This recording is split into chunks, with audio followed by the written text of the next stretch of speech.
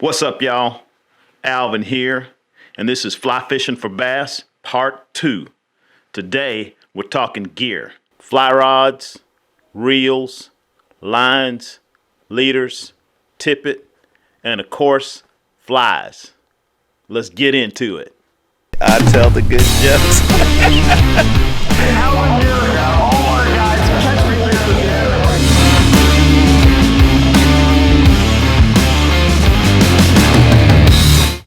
All right, let's start with rods. Your rod's probably going to be the single most expensive part of your outfit, so that's a good starting point. Around here, we use mostly 6, 7, and 8 weight rods for our bass fishing.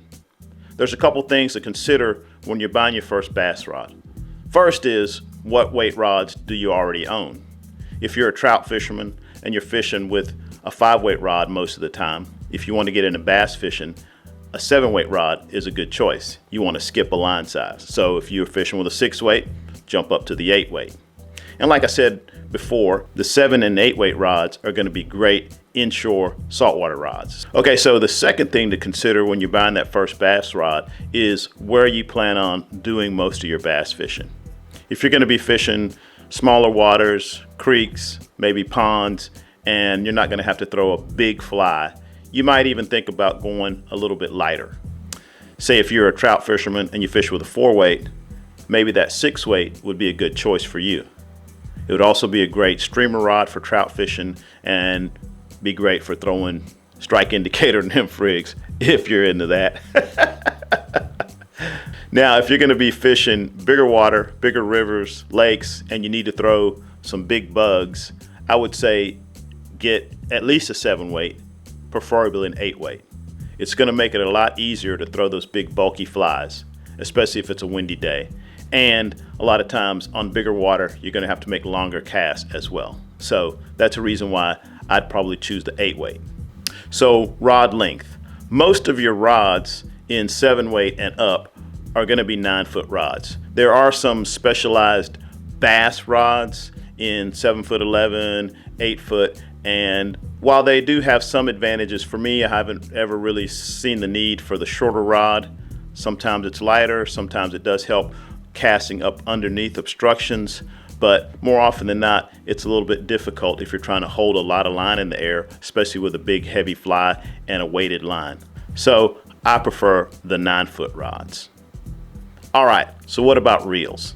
Now, bass aren't known for making long, blistering runs, so it's not like you need a huge reel with a lot of backing. You just need something big enough to hold your line and maybe 100, 150 yards of backing. But that 7 or 8 weight outfit is also going to be perfect for redfish, bonefish, a lot of other inshore saltwater fishing, so you might as well go ahead and have 150 to 200 yards of backing on it.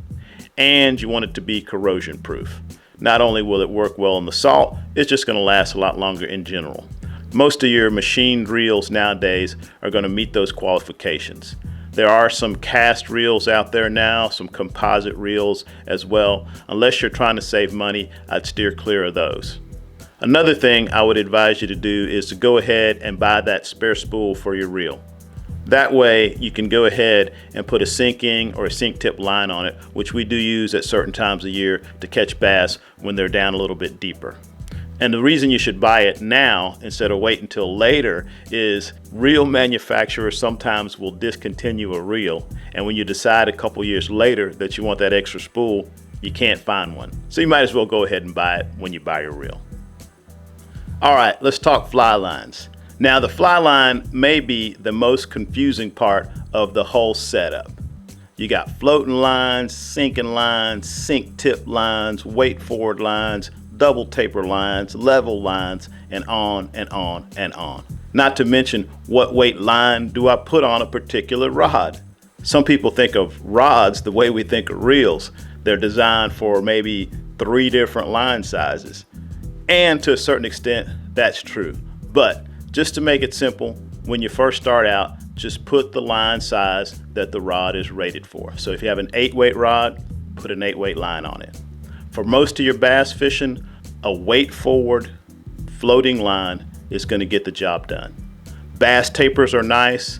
They do help a little bit in delivering larger flies, but 7 and 8 weight rods are going to deliver larger flies pretty easily anyway. The second line you're going to want to have is some type of sinking line, whether a sink tip or a full sinking line.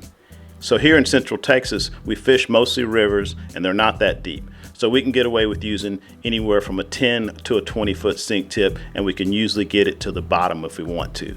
If you're fishing lakes, you may need to get deeper. You may want to go with a full sinking line.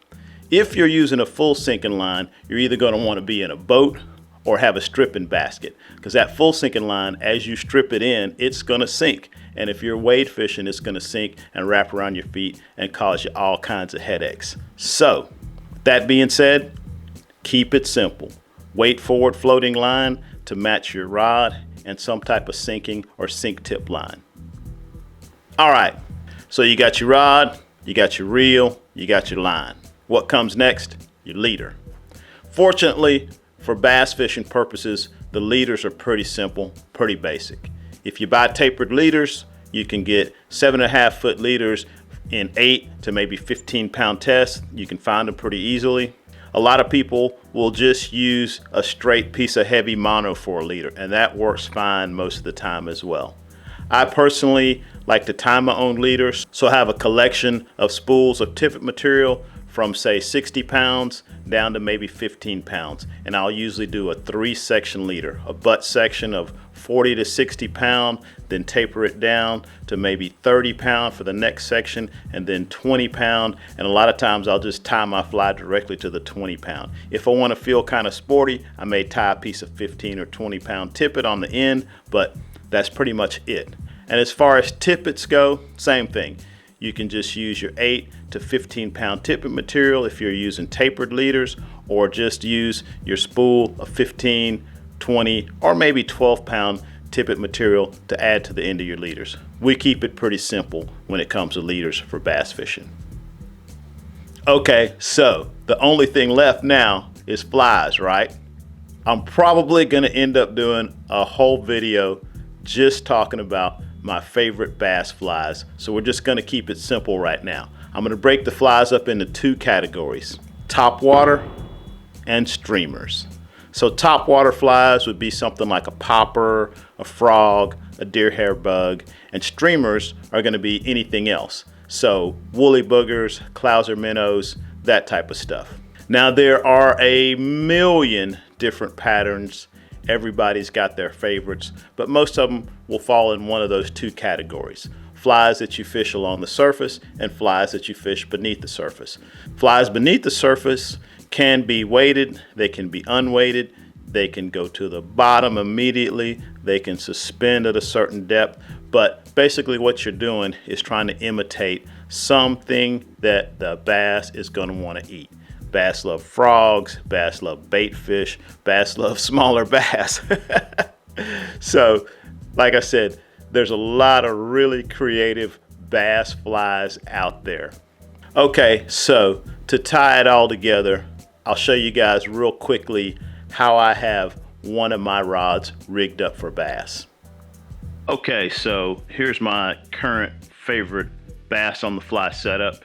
It's an 8 weight rod. That rod is Helios 3D, the distance version. And then for the reel, I've got my trusty Nautilus NVG 8.9. So that's an 8.9 reel. I've caught a lot of bass on this setup, as well as quite a few redfish and bonefish. Like I said before, it's an all-around great bass rig and inshore saltwater. Attached to that, I have just that basic 3-part hand-tied leader, 50-pound test tied to 35-pound test, tied to 20-pound test. You probably cannot see that leader at all, but I bet you can see this, and this is my my current favorite, actually been favorite for a while, popper. Sometimes called the flip-flop popper. Some people call it the Dedeaux popper. It's a really easy tie, catches a lot of fish. You may also notice I have it tied to the leader with the loop. Just gives it a little bit more action. So yeah, that's my basic setup. Catch all the bass I need to catch with this rig. All right, everybody. I hope that you found that informative, maybe entertaining, maybe both. I don't know. But if you like what you saw, it'd be awesome if you could subscribe to the channel, maybe hit the little bell notification. And as always, good luck on the water.